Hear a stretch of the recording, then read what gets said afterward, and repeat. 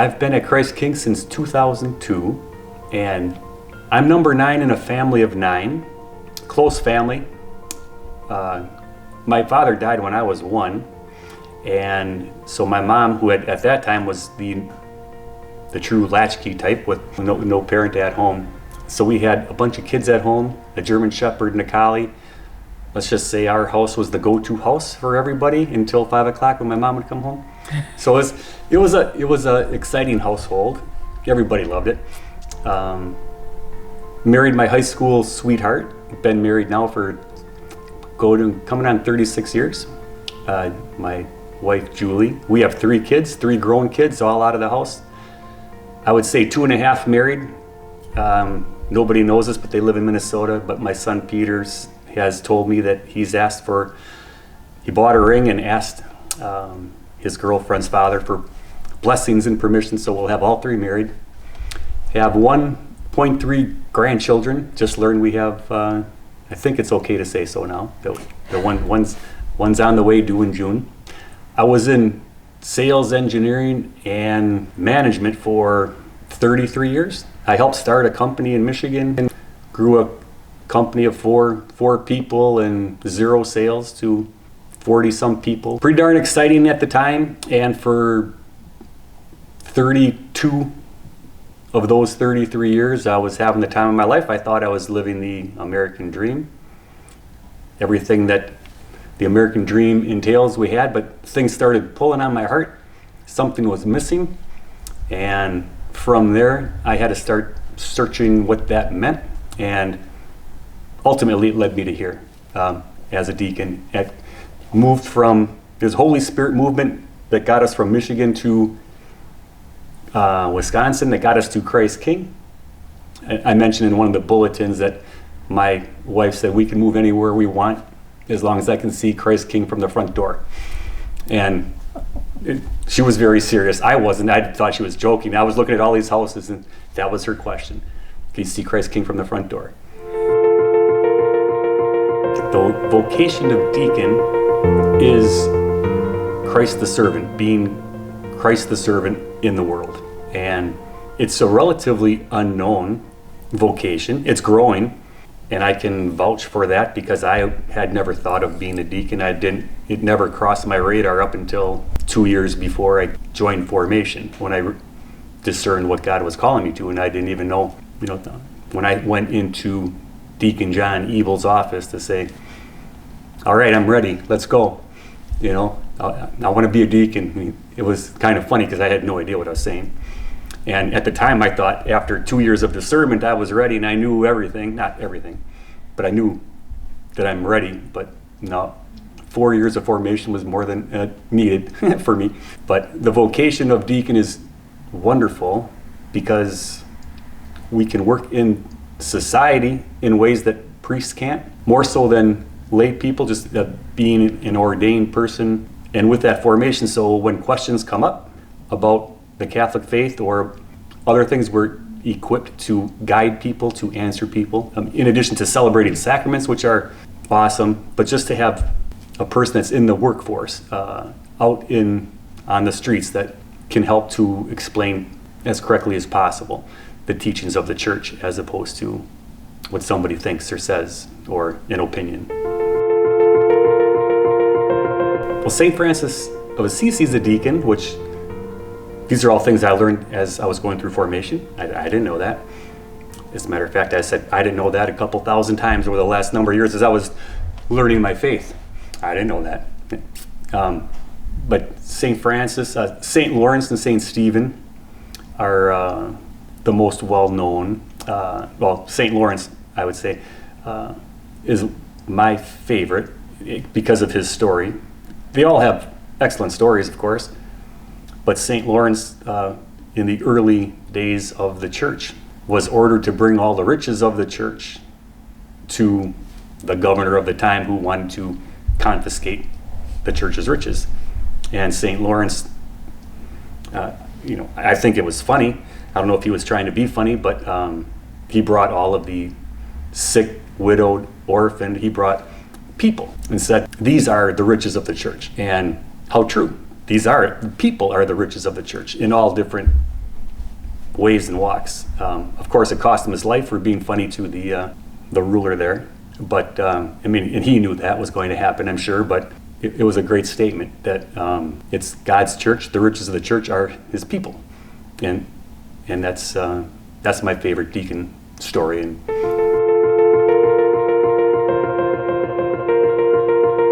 now, over the course of years, that I went from my saying that I would have to myself when people ask me how I'm doing, I would say like a pig in mud, and I thought that was funny but true. I was as happy as a pig in mud.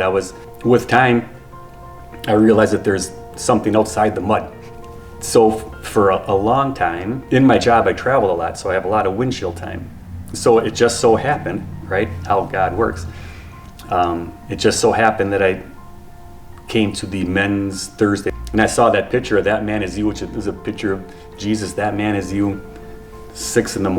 I'm not going to that. And I woke up that day, came in, things started moving a little quicker, over the course of years, but that was the impetus. And they had CDs that now are in the kiosk, and I picked up a CD and I'd listen to it in the car, and I really enjoy music, have quite a selection. All of a sudden, my interest in most everything that I had been interested in for the last decades, I had no interest. I didn't feel like listening to music. So as I'm driving from point A to point B, I would listen to these religious CDs. And I didn't know that. That's really, and I'd come home and say, and I'd tell my kids and my wife at dinner, say, hey, I don't think a lot of people know these things. I bet you most Catholics don't know, and whatever it was. And it's like, and I didn't know that, and I'd get real excited, and my kids would, say, pass the milk. But anyway, so I was getting real excited, and time went on. 1 year, 2 years, 3 years of That Man Is You, and munching down CDs and YouTube videos and books, everything Catholic faith related, apologetics mostly, because I like to have evidence or, show me. It was not just Catholic faith, but other Christian faiths and comparing, and it just made so much sense what the Catholic Church is and what the Catholic Church said, and it was just more and more I'm getting drawn in. After a few years of That Man Is You, Father John Burns had posed the question to us, because he was very instrumental in getting that going at the beginning, and he had posed the question that stuck with me. He goes, well, now what are you guys going to do? You're just going to keep coming down here for breakfast every Thursday? What are you going to do from here? And it was kind of funny at the time, but I started thinking about that. I said, yeah, what's the point? I'm supposed to, I felt a call to do something. A year goes by, same path. I'm losing interest. The people at the owner of the company, I said, I'm not, as the vice president of sales, it was not good for me not to be driven. And I'm saying, I was very honest. We've been working together forever. It's like, it's just not, something's going on here. Anyway, my wife and I joined the Simply the Word. And as we're going through Simply the Word, and at this point, my wife knows what's going on with me. And the word deacon came up somewhere. And I said, I wonder what that's all about. And that was it. But at the Simply the Word, a couple people had mentioned during conversation, hey, you should be a deacon. I said, why'd you say that? My wife would kick me under the table. I said, why'd you say that? And later on, going out for drinks with some buddies, and they would say, hey, you should be a deacon. And I said, well, why would you say that? This is my drinking buddies and friends, and that's not normal. And so it's in my head, and that's pretty much how things got rolling. There's more on that trail. It was a Sunday homily, and now Father Philip's here. So it's been a few years. And I think it was probably 2015, because that's when we started having the homilies about the church is going to be in trouble, more or less, in 2020 with the shortage of priests and with all these things going on with the problems that were going on with the church. A lot of people were leaving, and it was a dark time, right? And at the same time, many people are complaining and leaving because of the dark time. I was drawn more to it. I knew it's Christ's church. I want to do something to help. And an image that would come to my mind would be that there was a commercial years back for the Army, join the Army or whatever it was, and guys are jumping off the helicopter and they're running towards battle. All the people are running this way, and these guys, you wouldn't see their face, but they're just running. And that was what I felt. The church needs help. What can I do? I didn't know what I was going to do. And I think the last thing was I started having some significant God moments because I'm a slow learner, because I can tell I'm a slow learner because God had to go out on a limb to make me pay attention. And other than these friends out of the blue, drinking buddies saying things, and I don't even know if they know that they said this now, but there was an event going on here, and my friend Mike Canfield and we had to break up into twos and go find a room and talk. I think it was a charisms workshop. Break up, go in twos. Mike and I confided in him, and I just said, I'm thinking the diaconate. I've heard people, I'm not sure what it is, what it means, but that's what I think is going on with me. We walk upstairs, and upstairs they have the 6 rooms. First room we went into, the door was locked. Next room we went into, it was just filled with chairs for some reason. The room, you couldn't get in there, was filled with chairs. Next room, the third room, there was a problem, whatever it was with that. The light didn't go on. So we turn and we go to the other room, open it up. Lights go on, beautiful, comfortable, very, very inviting. And then Mike starts laughing. He goes, look at the room. It was the St. Lawrence, St. Stephen, the deacon room. So things like that. The last straw, I would say, was it was a Saturday afternoon at home, and I was upstairs and I was getting fidgety, just got kind of agitated because I wanted to do something, but I didn't know what I wanted to do. And it was just a Saturday. It's like, what am I going to do? And my wife was outside working in the yard. And so when I get fidgety like that, I go to Home Depot. So I came down and I said, I'm going to Home Depot. Well, what do you need? I don't know. I'm going to go look around. I'll find out what I need. And I got in the car and I heard on the radio as I'm backing out of the driveway an interview, there's an interview going on, and it's the radio disc jockey talking to a singer, and the singer says, well, the song I want to play for you is the St. Francis song, Make Me an Instrument of Your Peace. And I thought, that's kind of interesting. So as I'm backing up and I'm going along, and then they start singing that, and I thought, this is pretty kind of weird. I mean, unusual, to say the least. And I had the button at the time where you can push the button to see what the name of the program is, and I pushed the button in my car, and it was the Deacon Pedro Show. Turned around, came back home, and called my wife. I said, hey, Julie, look at this. Look at what's happening. I heard this, make me an instrument of your peace. Look what this name of the program is, and it's the Deacon Pedro Show. And we're like, so I went to talk to Deacon John. I think I want to be a deacon. And then, so I started learning about the deacon from that point. And that's kind of how I got to where I am now. There's more, but anyway, those are the highlights, yeah. Ultimately, I ended up going and meeting with Deacon John. And it was funny because I thought, all right, I'm here, I'm ready, I'm ready to be a deacon. What do I do? And his first thing was, well, come back in a year when the program starts, because it starts every other year. And the funny thing with that, he asked me, he says, well, why did you wait so long in life to come here, to pursue the diaconate? And I said, well, why did God wait so long in life to contact me? But it's like, no, I have to strike that. Why did I take so long in life, to listen? Because I was always distracting myself, and it took me a long time to listen. And looking back, one of the biggest things I needed to learn was patience.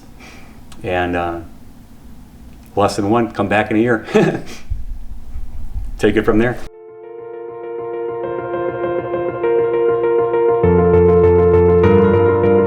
So my first ordination was 2 years before, not my ordination, the first ordination that I'd been to was, we were acolytes for the ordination of the class in front of us.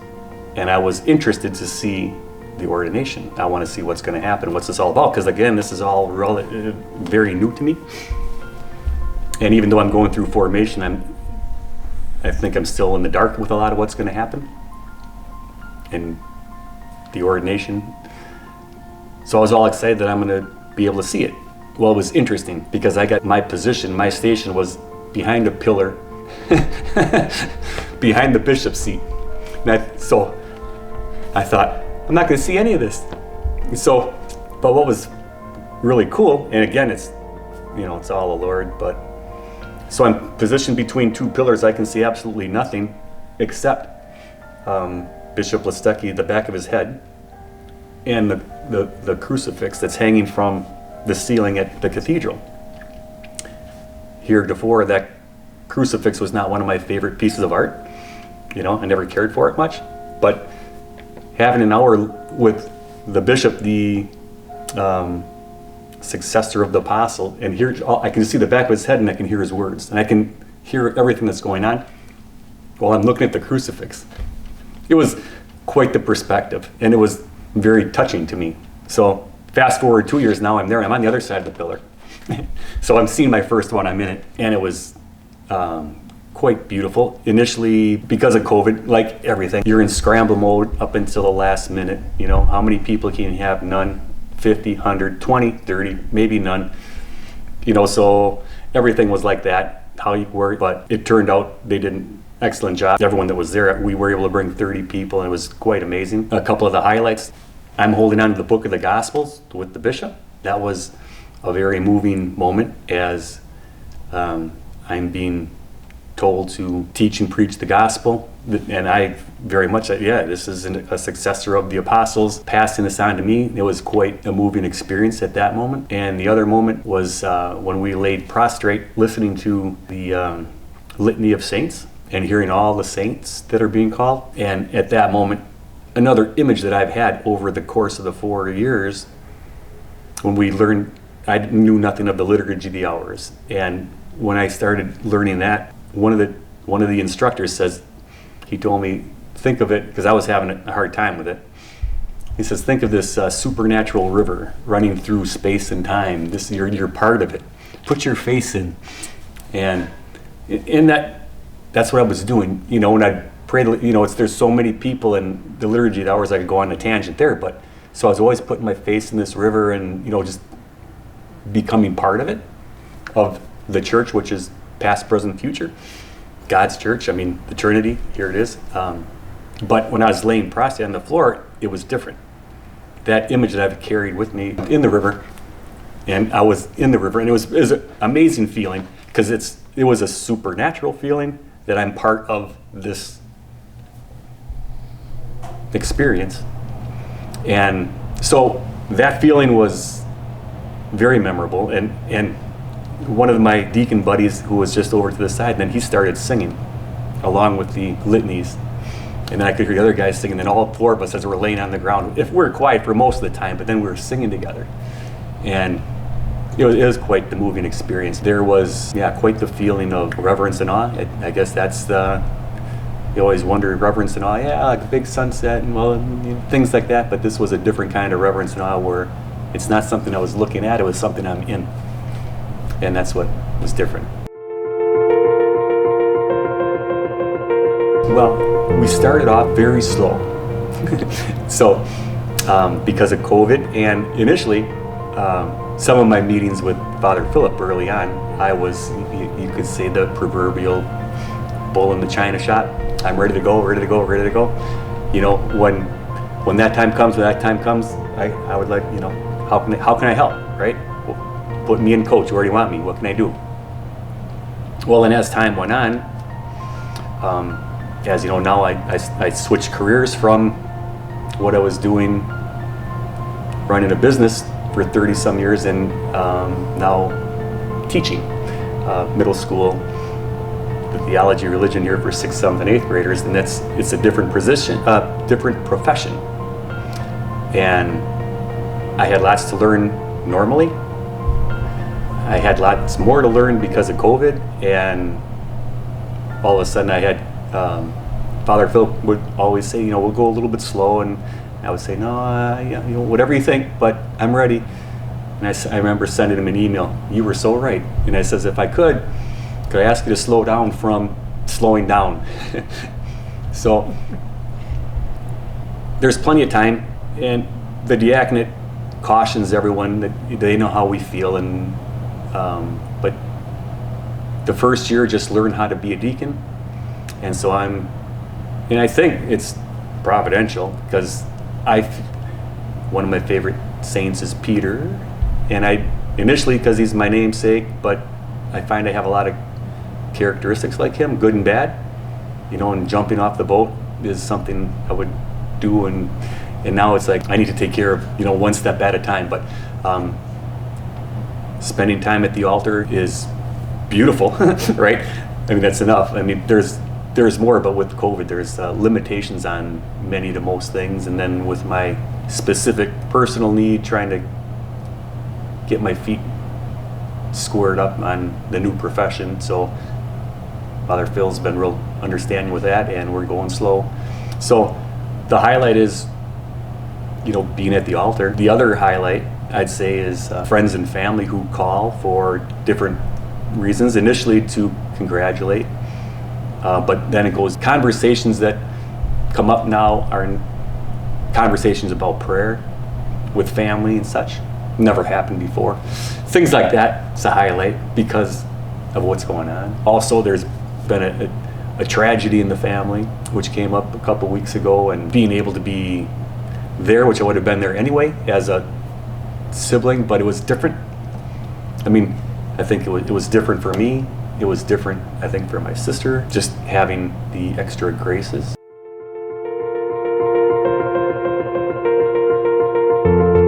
If somebody were interested, I would say start with asking me some whatever questions you have.